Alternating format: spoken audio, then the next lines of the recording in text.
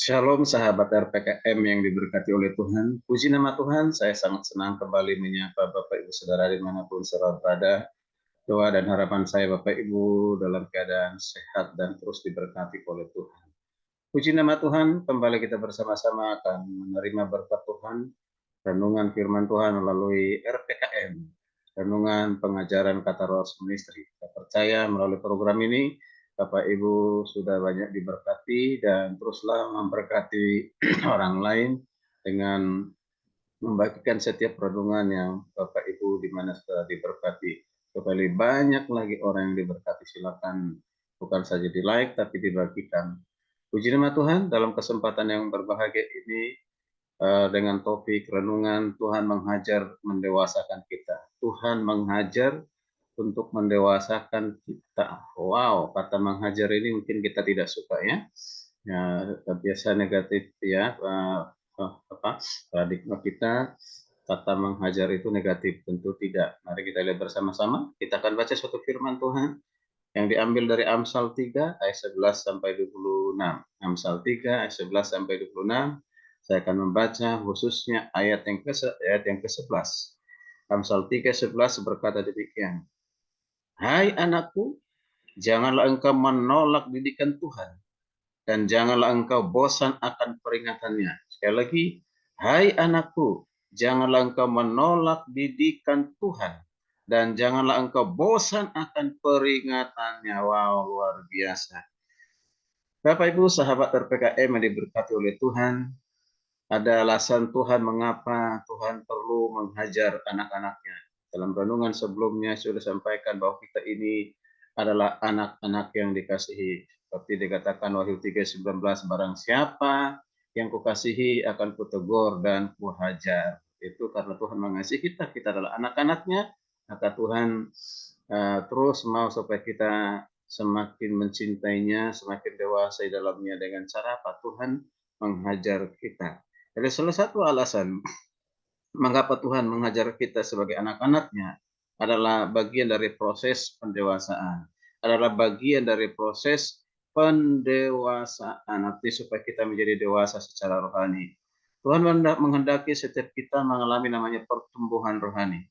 Tidak mungkin kita sudah mengikut Tuhan selama bertahun-tahun, tetapi tetap saja kita menjadi bayi rohani, kanak-kanak rohani, ataupun kerdil secara rohani. Melainkan Tuhan menghendaki harus mengalami namanya pertumbuhan dari hari ke hari. Itulah yang Tuhan mau, seperti yang dikatakan di Efesus 4:13 berkata demikian.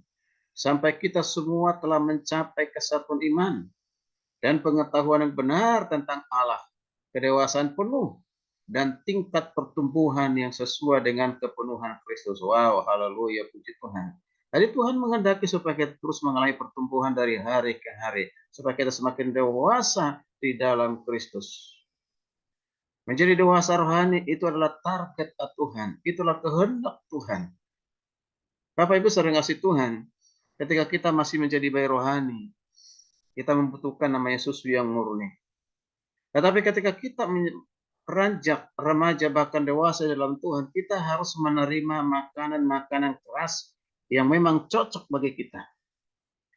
Seperti hal yang dikatakan oleh Ibrani 5 ayat 13-14 berkata demikian, sebab barang siapa masih memerlukan susu, ia tidak memahami ajaran tentang kebenaran. Sebab ia adalah anak kecil, tetapi makanan keras adalah untuk orang dewasa. Makanan kita adalah makanan keras waktu kita sudahlah orang-orang dewasa. Karena itu Tuhan perlu menegur kita dengan keras. Dan jika kita perlu, ia akan menghajar kita melalui masalah mungkin, melalui penderitaan mungkin. Untuk apa? Supaya kita tidak cengeng, supaya kita tidak cengeng. Tetapi semakin apa? Semakin kuat, semakin kuat. Amsal 13 ayat 24 berkata demikian. Siapa tidak menggunakan tongkat, benci kepada anaknya. Tetapi siapa mengasihi anaknya, menghajar dia pada waktunya. Wow, luar biasa. Ini adalah kata-kata Amsal yang penuh dengan hikmah, saudara Tuhan. Luar biasa. Hikmatnya daripada Salomo ini, ya, yaitu ini adalah suatu disiplin luar biasa. Ya, disiplin bagaimana seorang tua mendisiplin anak-anaknya, menghajar anaknya karena mengasihi anak supaya anaknya menjadi anak yang berubah, anak yang mengikuti kehendak Tuhan, mengikuti keinginan orang tua, ya, supaya dia berubah menjadi anak yang manis di hadapan Tuhan, anak yang takut akan Tuhan, anak yang hormat kepada kedua orang tuanya, anak yang tidak pengaruh dengan arus dunia ini ataupun teman-temannya. Luar biasa. Inilah fakta yang sering dilupakan oleh anak-anak Tuhan. Sehingga ketika diperhadapkan dengan masalah, dihadapkan dengan penderitaan, dihadapkan dengan kesesakan, seringkali kita mudah kecewa, kita mudah mengeluh, kita mulai bersungut-sungut, bahkan mungkin kita ada yang putus asa. Lalu dengan secepat kilat kita marah kepada Tuhan, mulai mempersalahkan Tuhan, dan berpikir bahwa Tuhan itu jahat, Tuhan itu kejam, dan tidak mengasihi kita. Padahal saudara kasih Tuhan, hajaran Tuhan adalah untuk apa? Untuk kebaikan kita juga. Nah, karena itu apa dikatakan di Ayub 23:10? Mari kita perhatikan bersama-sama. Karena ia tahu jalan hidupku. Seandainya ia menguji aku akan timbul seperti emas. Wow, luar biasa. Kalau Tuhan menguji kita, mengizinkan segala penderitaan atau kesusahan dalam kehidupan kita, mungkin ada kesesakan atau kesusahan dalam mendidik anak-anak kita yang mungkin mereka bandel, ya, tidak sesuai dengan harapan orang tua. Jangan pernah salahkan Tuhan, jangan pernah salahkan juga anak itu, tetapi mari sabar untuk mendidiknya, sabar untuk membimbingnya. Dibutuhkan kesabaran karena dia mungkin masih di tahap untuk mencari-cari, ya, konsep diri ataupun menyesuaikan diri dengan teman-temannya. Ya, ada suatu saat nanti bahwa anak itu pasti berubah, ya. Dibutuhkan kedewasaan rohani dari orang tua di dalam mendidik anak-anak. Bapak Ibu saudara kasih Tuhan, sahabat RPKM yang diberkati oleh Tuhan. Kedewasaan rohani secara otomatis itu akan disertai dengan apa? Akan disertai dengan perubahan karakter. Disertai dengan perubahan karakter itu dikatakan dalam 1 Korintus 13 ayat 11 ayat B dikatakan demikian. Sekarang sesudah aku menjadi dewasa, aku meninggalkan sifat kanak-kanak itu. Luar biasa, orang yang dewasa itu pasti secara rohani pasti meninggalkan sifat kekanak-kanakan. Sehingga kita akan menyikapi hajaran Tuhan dengan sikap hati yang benar. Sekali lagi, kita akan menyikapi hajaran Tuhan dengan sikap hati yang benar.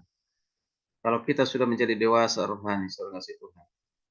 Di akhir renungan ini, maka perlu saya sampaikan, Bapak Ibu kasih Tuhan, bahwa kita ini seperti tanah liat di tangan tukang priuk. Jika ingin dipakai menjadi perabot yang mulia, kita harus mau dibentuk. Walaupun sakit pada saat pembentukan itu. Sekali lagi, kita harus mau dibentuk walaupun sakit pembentukan itu. Tetapi itu mendewasakan kita, mendatangkan kebaikan bagi kita, terlebih menjadi kemuliaan bagi nama Tuhan. Puji nama Tuhan, kiranya renungan ini boleh menjadi berkat, teguran, motivasi bagi kita semuanya. Jangan lupa dibagikan firman Tuhan ini kepada orang lain supaya lebih banyak lagi orang yang diberkati. Dan juga bagi Bapak Ibu yang belum like, silahkan di like, berikan respon, dan juga di subscribe. Puji nama Tuhan, sampai bertemu di renungan selanjutnya. Tuhan Yesus memberkati. Salam sehat.